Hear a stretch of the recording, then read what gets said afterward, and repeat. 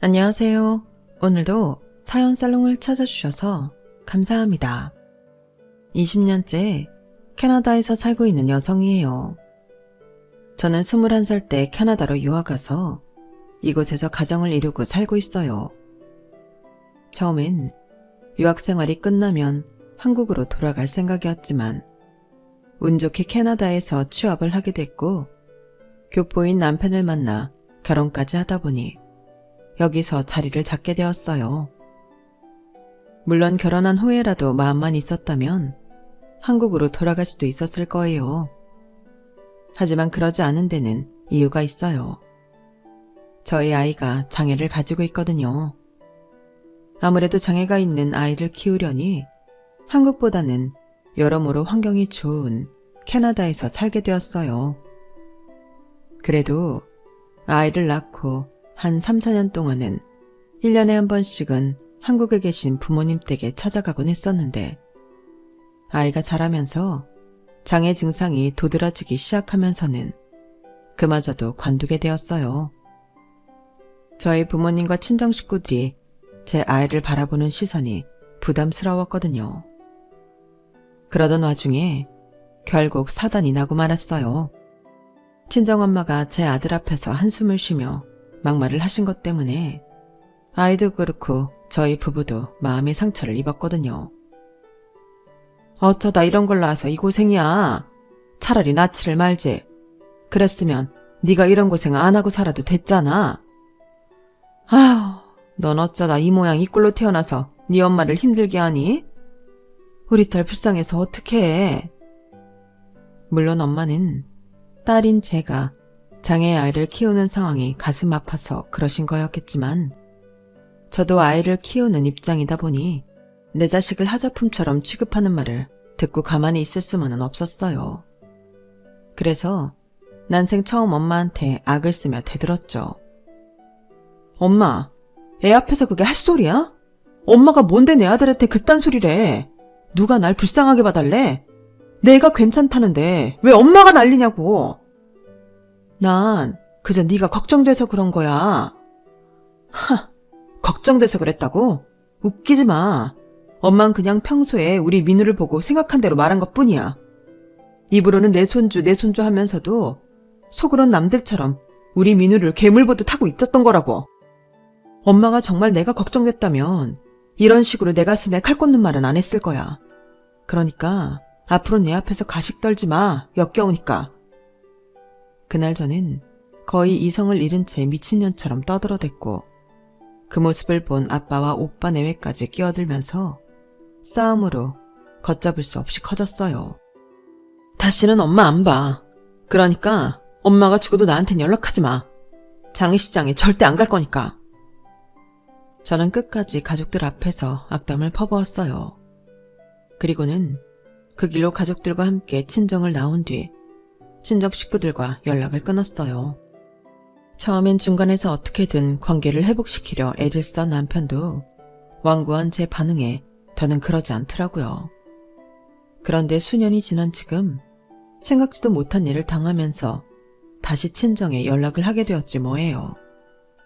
그럼 지금부터 저희 가족에게 일어난 기가 막힌 사연을 전해드릴게요. 제가 남편을 처음 만난 건 캐나다로 유학 와서 2년쯤 지난 시점이었어요. 아직 영어 실력이 부족하다는 생각에 언어 교환을 할 사람을 찾게 되었는데 그때 저와 언어 교환을 하기로 한 사람이 바로 지금의 제 남편이었거든요. 남편의 국적은 캐나다였지만 외관상으로는 누가 봐도 한국인이었어요. 알고 보니 부모님이 한국인이라고 하더라고요. 솔직히 그 말을 들었을 땐 이 남자가 딴 생각이 있어서 여기에 나온 건가? 의심을 했어요. 그렇잖아요. 부모님이 한국인이면 부모님께 배우면 될 걸 굳이 시간 내서 언어 교환을 하러 나온다는 게 이상하잖아요.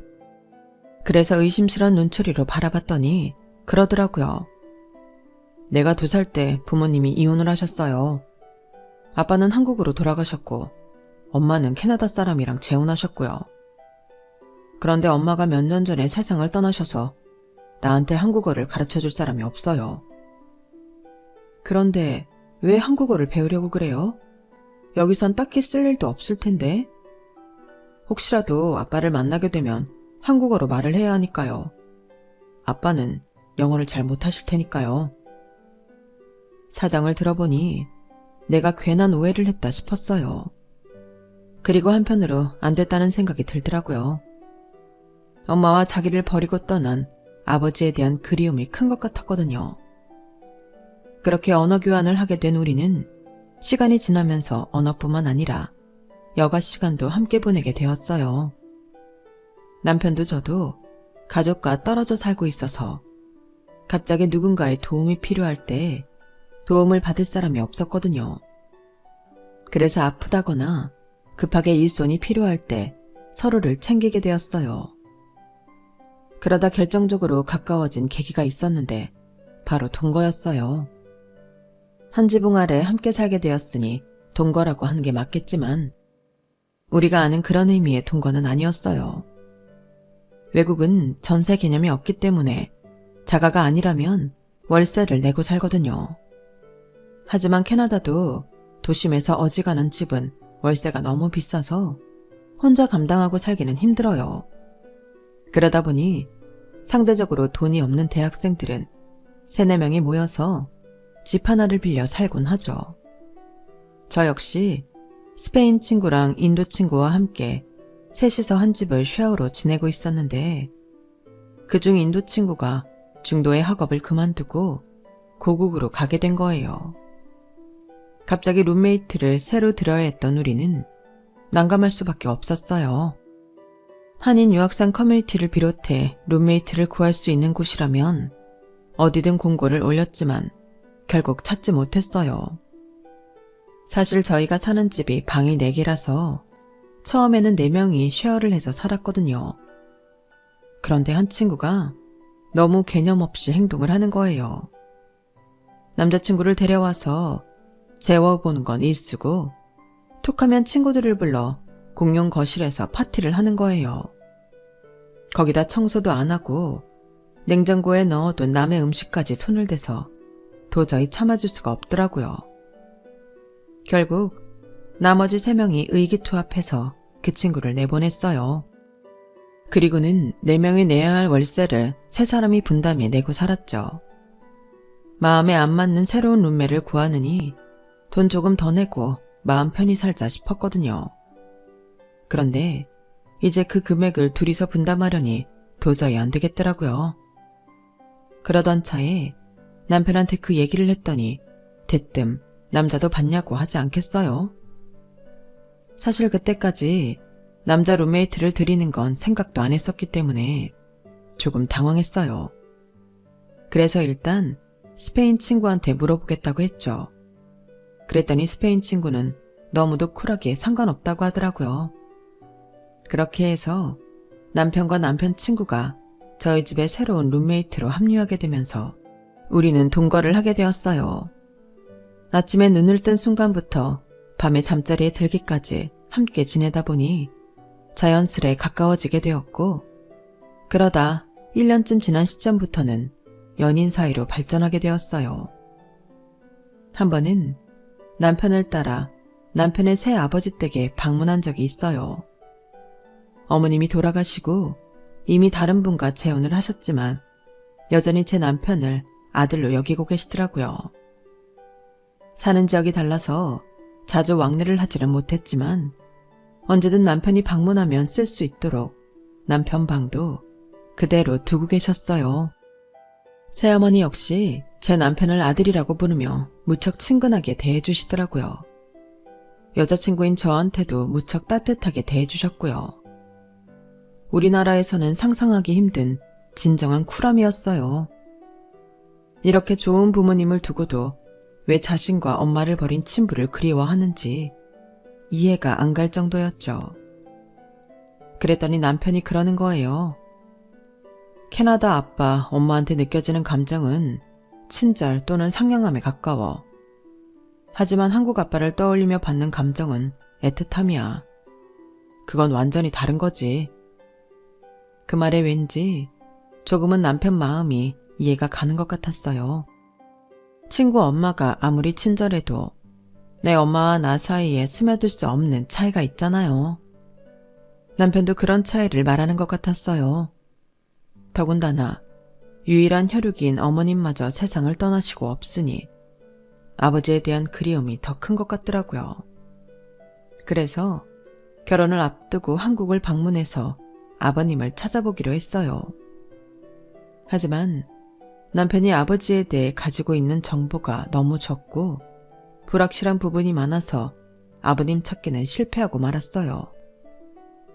그때 실망하던 남편을 보는데 너무 가슴이 아프더라고요. 남편은 내심 한국에만 가면 아버지를 찾을 수 있을 거라고 생각했던 모양이었거든요. 하지만 서울에서 김서방 찾기라는 말이 괜히 나왔겠어요.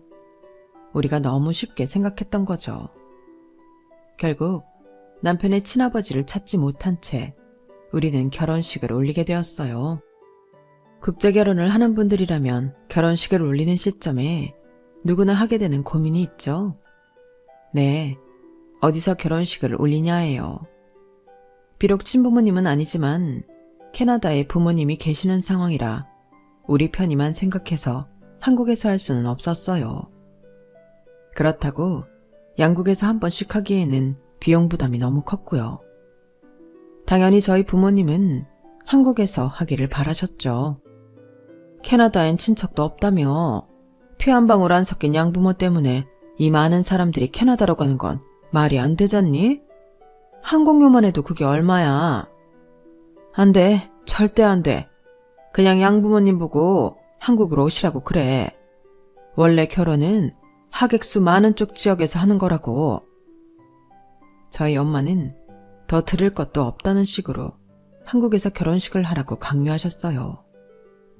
그때까지만 해도 남편이 한국어를 아주 잘하는 건 아니라서 엄마의 정확한 리딩을 못 알아들었지만 정색을 하며 말하는 표정만으로도 대략적인 내용을 알아챈 것 같았어요. 제가 통역을 해주지 않았는데도 자기가 먼저 자기 부모님을 설득해보겠다고 하더라고요. 그러면서 혹시라도 제가 이 일로 마음 상할까봐 되려 저를 위로하는 거 있죠. 아, 진짜 사람이 이렇게 착해서 이 각박한 세상을 어떻게 살아가려나? 걱정이 될 정도로 제 남편은 정말 천사표였어요. 그때도 그랬지만 결혼한 지 10여 년이 지난 지금까지도 그렇다니까요. 제가 남편은 참 잘 만난 것 같아요.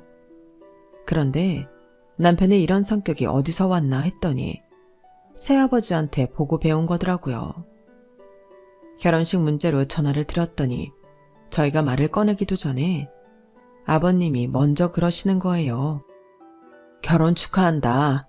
너희들 덕분에 내가 한국 여행을 다 하게 생겼구나. 은지한테 고마워해야겠는걸.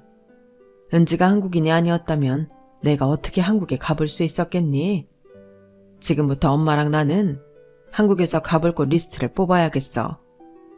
너무 설레고 기쁘구나. 한국에서 결혼식을 하겠다는 말씀을 드리기도 전에 아버님은 한국에서 하는 걸 당연하게 생각하셨어요.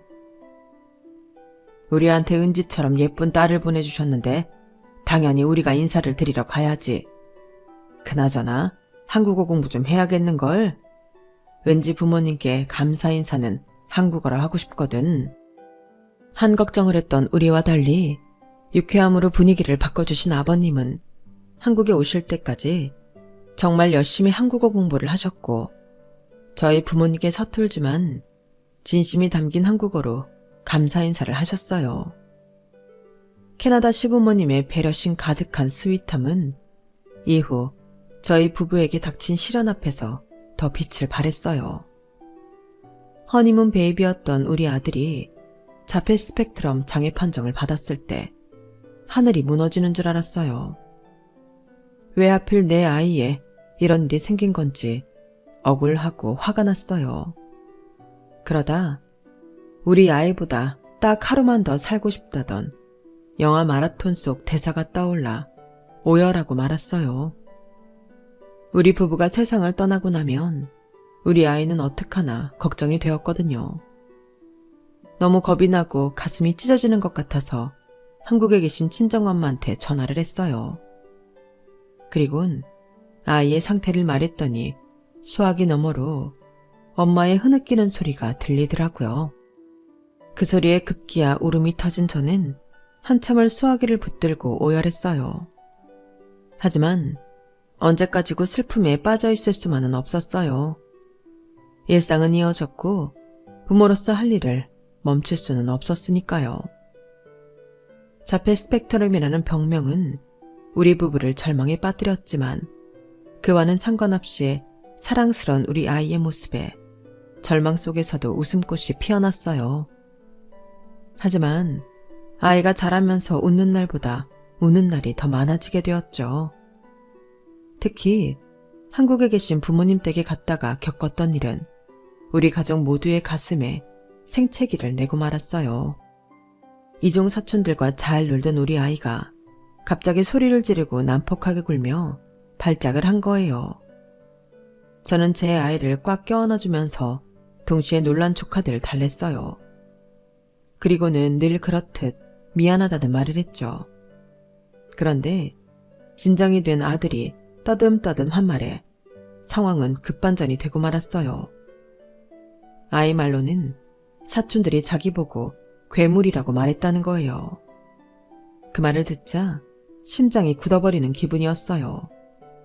그러면서 한편으로는 우리 아이한테 너무 미안했어요. 자초지종도 묻지 않고 내 아이의 잘못이라고 판단한 제가 가해자였던 조카들한테 미안하다고 사과를 했으니까요. 오히려 상처를 받은 사람은 제 아이였는데 말이죠. 이성을 잃은 저는 조카들을 불러 화를 냈어요.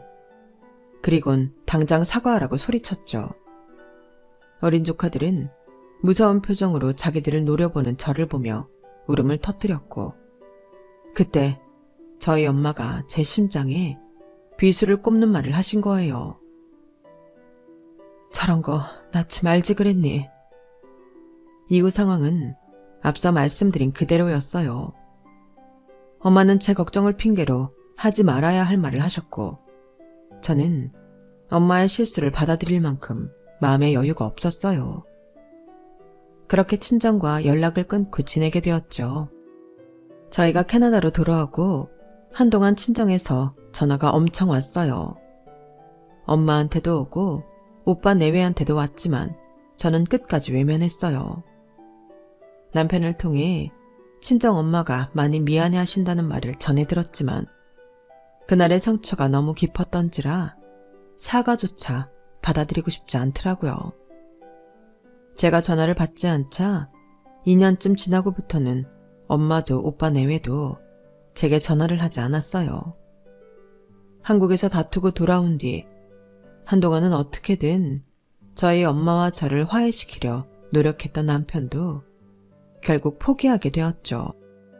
언제부턴가 내게 친정이 있다는 사실마저 잊을 만큼 저는 힘든 시간을 보내야 했어요.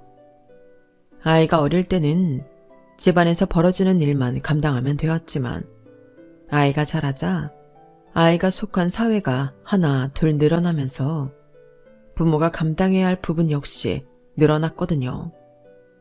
남다른 아이 때문에 직장도 그만두고 온전히 집안 살림과 육아를 감당했던 저는 온종일 아이에 갇혀 사는 기분이었어요.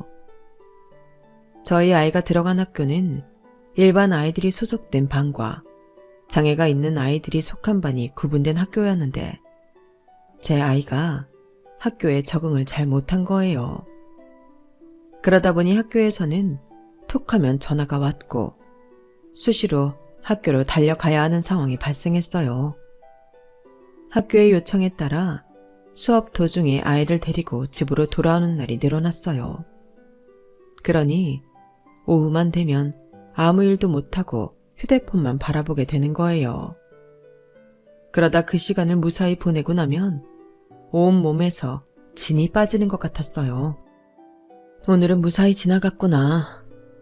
안도의 기쁨과 언제까지 이러고 살아야 할까 하는 절망이 몰려왔어요.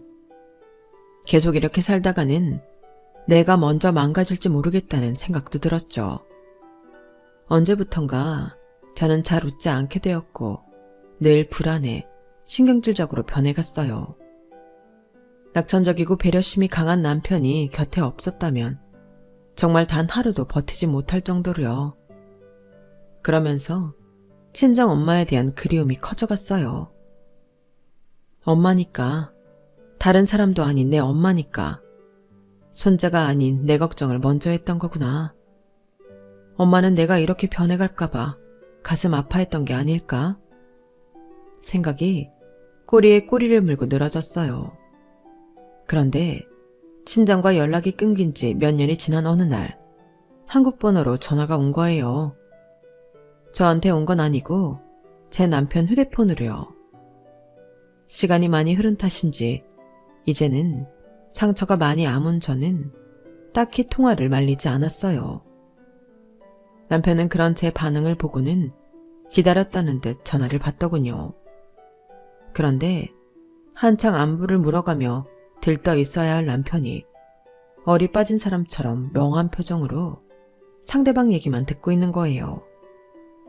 그리고는 한참 만에 입을 뗐는데 남편 입에서 나온 말을 듣고는 놀라지 않을 수가 없었어요. 정말 아버지세요? 정말 내 아버지세요? 남편은 몇 번이나 확답을 듣고는 말을 잇지 못한 채 눈물을 흘렸어요. 그렇게 찾아도 만나지 못했던 친부를 헤어진 지 35년 만에 연락이 닿았으니 얼마나 기쁘겠어요. 저는 남편 곁에 다가가 손을 잡아주었어요. 그제야 남편은 조금 진정이 되는지 수화기 너머로 들리는 친부의 물음에 곧잘 대답을 하더라고요. 그날 이후 남편과 친부는 자주 통화를 했어요. 그러던 어느 주말 남편이 아침부터 똥 마려운 강아지처럼 제 주위를 돌며 전전긍긍하지 뭐예요. 한참을 지켜보다가 점심밥을 먹기 전 제가 먼저 남편한테 말을 걸었어요. 뭐야 할 말이, 아침부터 할 말이 있어서 내 옆에서 빙빙 돌던 거 아냐? 귀신이 따로 없네. 있잖아 여보, 나 잠깐 한국에 좀 다녀오면 안 될까? 아버지가 날 보고 싶으시대. 아무래도 아버지는 연세도 있으시니까 내가 가는 게 맞으니까. 당연하지. 근데 그걸 왜 그렇게 어렵게 말해? 설마 내가 못 가게 할까봐 그랬어? 아니, 그게 아니라 내가 한국 가고 나면 당신 혼자 민우를 봐야 하니까 걱정도 되고 미안해서 그랬지. 걱정하지 마. 민우 학교 옮기고 적응도 잘하고 있고 요즘엔 학교에 불려가는 날도 거의 없는걸. 그리고 이럴 땐 나한테 좀 기대도 돼. 지금까지는 늘 내가 당신한테 기대 살았잖아. 고마워 여보. 그럼 내가 딱 일주일만 있다가 올게. 남편은 한국에 가기로 한 그날부터 마침 소풍 전날을 맞은 아이처럼 들떠 있었어요. 회사에 휴가를 내고 항공권을 구입하고 친아버지한테 드릴 선물을 사는 내내 남편은 너무도 행복해했어요. 그렇게 35년 만에 친아버지를 만나러 남편은 한국으로 떠났고 다음 날 인천공항에 잘 도착했다고 전화가 왔어요. 그리고 그날 밤엔 친부가 많이 편찮으셔서 병원에 입원해 계신다고 거기로 가는 중이라고 짤막한 문자가 왔어요. 그리고는 다음 날 가족들이 다들 친절하고 좋은 사람들이라서 회포를 푸느라 연락을 자주는 못할 거라는 문자가 왔더라고요. 그리고 그 문자를 끝으로 연락이 끊겼어요. 2, 3일 동안은 그러려니 했어요. 오랜만에 부자 상봉을 했으니 정신이 없겠거니 생각했거든요. 하지만 4일, 5일이 지나자 뭔가 잘못됐다는 생각이 들기 시작했어요. 불안한 마음 때문이었을까요? 사진으로만 보았던 시어머니께서 그날 밤 제 꿈에 나타나신 거예요. 캄캄한 지하실 같은 곳에 웅크리고 계시던 시어머니는 저를 보자 제 손을 덥석 잡으시곤 떨리는 목소리로 그러시는 거예요. 살려줘. 아가, 내 아들 좀 살려줘. 잠에서 깨고 나니 꿈 내용은 온전히 기억나지는 않았지만 어머님이 하셨던 말과 지하실의 습한 공기는 너무도 생생하게 떠올랐어요. 꿈 때문에 한층 더 걱정이 돼서 이제는 아예 남편한테 안 좋은 일이 생겼다는 확신까지 들더라고요. 그래서 나름대로 추적을 시작했죠. 남편이 한국에 도착한 지 이틀째까지는 연락이 됐고 다음 날부터 연락이 끊겼으니 가족들과 만난 이후 뭔가 일이 생긴 게 분명하다 싶었죠. 이후로 제가 보낸 문자에 남편은 답신을 하지 않았으니까요. 제가 한국에 머물고 있었다면 당장 경찰에 신고를 했겠지만 캐나다에서는 제가 할 수 있는 일은 거의 없었어요. 그렇다고 당장 한국으로 달려가자니 아들을 혼자 두고 갈 수도 없고 데리고 가자니 언제 아이 상태가 변할지 몰라서 남편을 찾아 나서는 것조차 쉽지 않을 것 같았어요. 그렇게 시간은 흘러갔고 남편이 돌아오기로 한 날이 되었어요. 하지만 남편은 항공기에 탑승조차 하지 않았더라고요. 그동안 혹시나 했던 상황이 확실한 현실이 되어버리자 마음이 진정이 안 되더라고요. 그런데 그 순간 생각나는 사람이 한국에 있는 가족들 뿐인 거예요. 내 손으로 연락을 끊고 살았으면서 염치 없게도 다급한 순간이 되니 가족들을 떠올리다니 제가 생각해도 참 뻔뻔했어요. 그래서 몇 번이나 망설였지만 도저히 안 되겠더라고요. 결국 오빠 휴대폰으로 전화를 걸었어요. 오빠, 나야 은지. 내가 정말 미안한데 나 좀 도와줘. 우리 그이 좀 찾아줘. 휴대폰을 들고 울먹이며 남편 좀 찾아달라고 두서없이 떠든 저는 오빠의 한마디에 겨우 진정이 됐어요. 은지야, 울지 말고 오빠 말 잘 들어. 오빠가 여기서 실종신고 낼 테니까 너무 걱정하지 마. 너도 알겠지만 한국은 곳곳에 CCTV도 많이 설치돼 있어서 사람 찾는 건 문제도 아니야. 네가 그렇게 무너지면 민우는 어떡해. 넌 엄마잖아. 네 아이 어떻게든 지켜야지. 정신 바짝 차리고 너랑 민우만 생각해. 나머지는 오빠가 알아서 해줄 테니까. 몇 년 만에 연락한 못난 동생을 오빠는 따뜻하게 감싸주었어요. 한국에서 오빠가 제 남편 실종신고를 하는 동안 저는 남편의 새아버지한테 전화해 현재 상황을 전했어요. 그랬더니 새어머니와 함께 6시간을 운전해 저희 집까지 달려오셨더라고요. 그리고는 민우는 당신들이 돌봐줄 테니 걱정 말고 한국으로 가라고 하셨어요.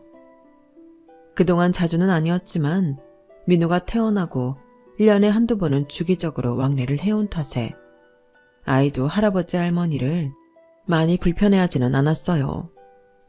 그래도 우리 부부가 둘 다 아이 곁을 떠나 있는 거라서 걱정이 되더라고요. 그래도 그 순간엔 기댈 곳이 따로 없어서 학교 전화번호며 주치의 번호, 비상 상황에 도움을 받을 수 있는 센터 연락처까지 꼼꼼히 적어드리고 한국행 비행기에 올랐어요. 인천공항에 도착해보니 오빠랑 엄마가 마중을 나와 있더라고요. 엄마는 눈물 가득한 눈으로 제 손을 꼭 잡으시곤 제 등을 쓸어주셨어요. 걱정하지 마. 다 잘 될 거야. 일단 집으로 가서 밥 더 먹자. 속이 든든해야 버티지. 다른 소리 하지 말고 지금은 이서방 찾는 거에만 신경 쓰자. 연락을 끊고 사는 동안 엄마는 많이 늙으셨더라고요. 하지만 따뜻한 엄마의 손길은 예전 그대로였어요. 엄마의 손에 이끌려 친정으로 간 저는 엄마가 미리 준비해 두신 곰탕을 먹었어요. 싸우려면 힘이 있어야 한다며 기어이 제 손에 밥숟가락을 쥐어주신 엄마 때문에 어거지로 밥을 우겨 넣기는 했지만 속이 든든해서 그런가 아니면 옆에 가족들이 있어서 그런가 불안한 마음은 조금 가시더라고요. 한국에 온 지 5일째 되던 날 드디어 경찰서에서 연락이 왔어요. 공항에서부터 시작된 남편의 동선은 CCTV로 추적한 결과 수원 소재의 모 병원에 들렀다가 그날 밤 신부 자택으로 간 뒤 행방이 멈춘 것으로 나왔어요. 그러니 남편이 친부집에 있을 확률이 높다는 얘기였죠. 저는 경찰을 대동하고 오빠와 함께 남편의 친부집으로 갔어요. 집에는 친부의 아내와 아들 내외가 있더라고요. 남편과는 배다른 형제였죠. 처음엔 제 남편이 누군지 모른다고 시치미를 떼던 그 집 식구들은 CCTV 화면을 들이대자 말을 바꿨어요. 오긴 했었는데 아침에 눈을 떠보니 어디로 가버리고 없었다고 말이죠. 사실 말이 형제지 그동안 얼굴 한 번 본 적 없는 사이잖아요. 그래도 병원에 계신 아버지 부탁도 있고 해서 제 딴엔 형 대접하려고 노력했어요. 근데 밤에 거실에서 같이 술을 마시다가 갑자기 성질을 내잖아요. 한국말이 서툴어서 내 말을 우회했길래 그게 아니라고 해명을 해줬는데 들어야 말이죠. 불같은 화를 내곤 영어로 욕설을 퍼붓고는 방으로 들어가더라고요. 그리곤 다음날 아침에 방문을 열어보니까 캐리어까지 들고 나간 뒤더라고요. 솔직히 우리도 황당해요. 아버지한테 뭐라고 해야 할지 모르겠다니까요. 그럴 리가 없었어요. 제 남편은 어지간해서는 화를 내는 사람이 아니고 더군다나 한국어가 서툴다는 말은 도저히 받아들일 수가 없었거든요.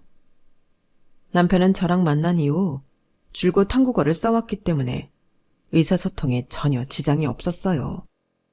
어려운 한자어와 관용어는 이해를 못하는 경우가 있긴 했지만 그럴 땐 자신이 먼저 그 뜻을 물어왔거든요.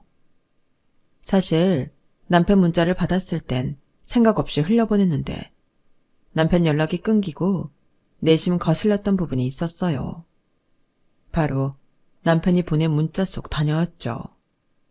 회포를 푼다는 말이 문장이 있었는데 제 남편이 그런 문장의 의미를 알 리가 없었거든요. 그래서 밑자야 본전이라는 식으로 말을 꺼내봤어요. 제 남편이 한국어가 서툴다고요? 이 문자를 보세요. 회포를 푸느라 자주 연락을 못할 거다. 이게 한국어가 서툰 사람이 쓸 수 있는 표현인가요? 제 남편은 한국인 못지않게 한국어에 능통하다고요. 이런 사람이 대화가 안 통해서 오해를 하고 화를 냈다는 건 절대 믿을 수 없어요. 경찰 아저씨, 지금 이 사람 거짓말하는 거예요.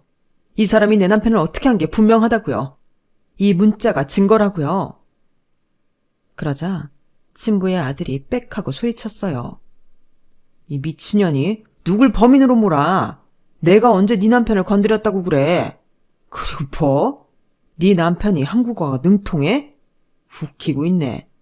말은 좀 하는지 몰라도 말 뜻은 제대로 알아먹지도 못한다고. 내가 회포 좀 풀자니까 통 못 알아듣던데 뭐. 그래 맞아. 내 남편이라면 그 말 뜻이 뭔지 몰랐을 거야. 그런데 그런 사람이 문자에 그런 문장을 썼다고? 그거 네가 썼구나. 내 남편 휴대폰으로 가짜 문자 보낸 게 너지. 내 남편이 사라지기 전날 밤에 본 게 마지막이라더니 어떻게 다음날 내 남편 휴대폰으로 나한테 문자까지 보냈을까? 그 말에 친부 아들은 당황한 표정으로 누나를 굴렸어요. 경찰은 그 표정을 놓치지 않았고 친부 아들을 경찰서로 데려갔어요. 3시간 넘게 취조를 한 끝에 결국 친부 아들은 자신의 범행을 털어놓았고 친부집 지하실에서 감금돼 있던 제 남편을 찾을 수 있었어요. 감금을 한 것과 달리 그동안 밥은 잘 먹였는지 남편의 건강 상태는 양호하더라고요. 그리고 남편을 통해 들은 감금 이유를 듣고는 기가 차서 헛웃음밖에 안 나왔어요. 아버지가 많이 아프셔서 내가 도움을 줘야 한대. 골수를 이식해야 한다던데. 여보, 골수가 정확히 뭐야? 당신이 툭하면 골치 아프다고 하면서 머리를 만졌잖아. 혹시 내 머리를 줘야 한다는 거야? 맞지? 친부의 아들 말 맞다나 의사소통이 안 된 게 확실하긴 했어요. 남편은 자기 머리를 달라는 말로 알고 골수 이식을 완강하게 거부했고 제 남편만이 유일한 희망이었던 친부 가족들은 설득을 위해 남편을 감금하기에 이른 거죠. 그러는 동안에도 골수 이식을 위해 건강 상태를 유지해야 하니까 하루 3끼 밥도 꼬박꼬박 챙겨 먹였더라고요. 그것도 몸에 좋은 음식들로만요. 하지만 이들이 벌인 짓은 분명 납치 감금의 협박이었기 때문에 법의 심판은 피할 수 없었어요. 그리고 제 남편은 35년 동안 연락도 않고 살았던 자식한테 골수이식을 받겠다고 연락한 친부의 치졸함에 많이 실망을 했어요. 그들은 처음부터 제 남편의 골수를 이식받기 위해 치밀하게 계획을 세웠었다는 게 더 잔인하게 느껴지더라고요. 제 남편이 한국에 도착한 날, 친부가 입원해 있는 병원에 데려가 유전자 검사를 한다고 말을 하고는 남편의 혈액을 채취했고 그걸로 친부와 항원이 일치하는지 검사를 했던 모양이었어요. 하지만 검사 결과가 나오기도 전에 의사소통 부재로 제 남편을 감금하게 된 게 변수였죠. 그렇게 꼬인 상황은 결국 납치 감금으로 이어졌고요. 그 일로 제 남편을 감금하는데 참여한 친부의 가족들은 형사처벌을 받게 되었어요. 친부는 고령의 건강상태 악화로 처벌은 피할 수 있었지만 그렇게 원하던 골수이식의 기회는 날아가 버리게 되었어요. 항원이 일치한다는 검사 결과가 나온 상황이라서 친부는 끝까지 기를 쓰고 제 남편의 조혈 모세표를 요구했지만 남편이 이식을 거부했거든요. 이런 방식이 아니었다면 난 아버지한테 골수이식 해줬을 거예요. 아버지가 날 자식으로 생각하고 부탁을 했다면요. 하지만 아버지는 날 아들로 생각하지 않았어요. 그러니까 나도 당신을 아버지로 생각하지 않으려고요. 나는 아버지한테 빚이 없어요. 그러니까 내 몸은 작은 부분이라도 아버지한테 줘야 할 이유가 없어요. 내 몸을 내 가족을 지키는 데 쓸 거예요. 나를 버린 아버지가 아니라 나를 사랑해주고 지켜주는 내 가족한테 줄 거라고요. 우리 다시는 연락하지 말아요. 결국 남편의 친부는 아들도 잃고 이식 수술의 기회마저 잃었어요. 지금쯤 병상에서 때늦은 후회를 하고 있겠죠. 이번 일로 진정한 가족을 찾게 된 남편과 저는 친정 식구들과도 화해를 하고 남편의 새아버지, 새어머니와 전보다 더 가깝게 지내고 있어요.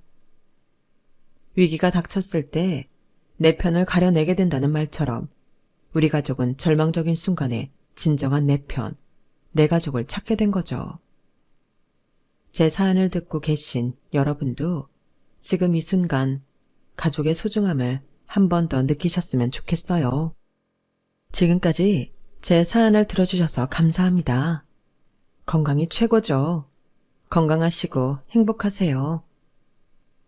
여러분, 사연 댓글에 응원과 현명한 조언 부탁드려요. 좋아요와 구독은 저에게 큰 힘이 됩니다. 오늘도 좋은 일 가득하세요.